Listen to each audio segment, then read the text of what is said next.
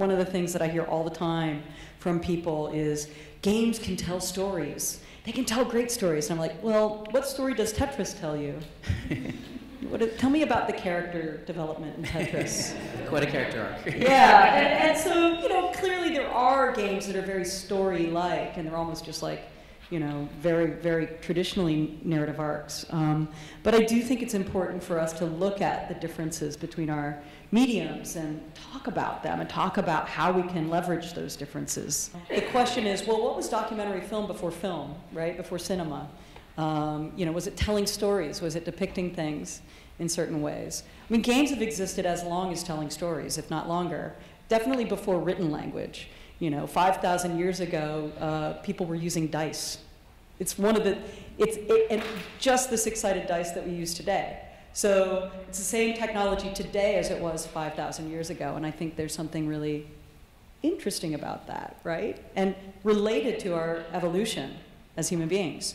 When we talk about immersion, there are two kinds. There's that kind, right, where you're like looking through the eyes of a virtual character, and as I move my head, I'm looking at the world. Maybe as I move my body, you know, with a Kinect or something like that, then my body in the virtual world also moves alongside it. So there's that level of immersion, right? But then there's also the level of immersion that happens when you're playing a great game of basketball, and you're just in the game so much that everything else falls away. And so I do think that games can provide immersive experiences without the technology, and then with the technology perhaps too, whether it's digital or non-digital, it's all coming from a very ancient place, and it's all, you know, 51 years ago the first video game was made, so it's a pretty young field in terms of games as a media form.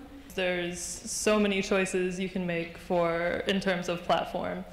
You know, there's just tons and tons of games on mobile devices. There's consoles, there's PCs. Which operating system are you on? There's still dedicated handheld gaming devices. It's figuring out, you know, even in digital games, just which one is right for your game and your audience. When I'm working with my students too, I always start with like, how do you want someone to feel? What's it feel like? Not so much what is it about or how does it work, but really what does it feel like? And then as a game designer, you can figure out how to provide a kind of more intuitive experience for players, right? Whether it feels frantic, like I'm managing tons of things, or is it about, you know, some kind of task that's really hard and takes a long time? Create an experience that mimics what you would like people to understand.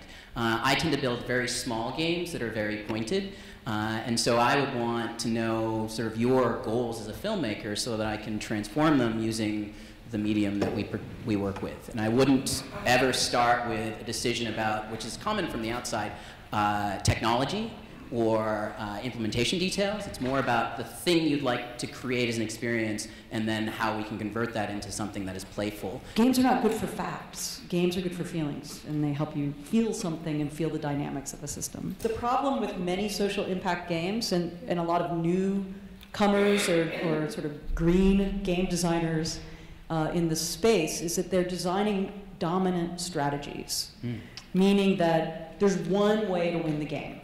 If you play it exactly this way, you will win the game. You'll be rewarded for your behavior. And the world has multiple strategies, right? And so I think that one of the challenges as a game designer is to try to let people choose to play as an evil bureaucrat or as one who can perhaps make a small change for justice in the system.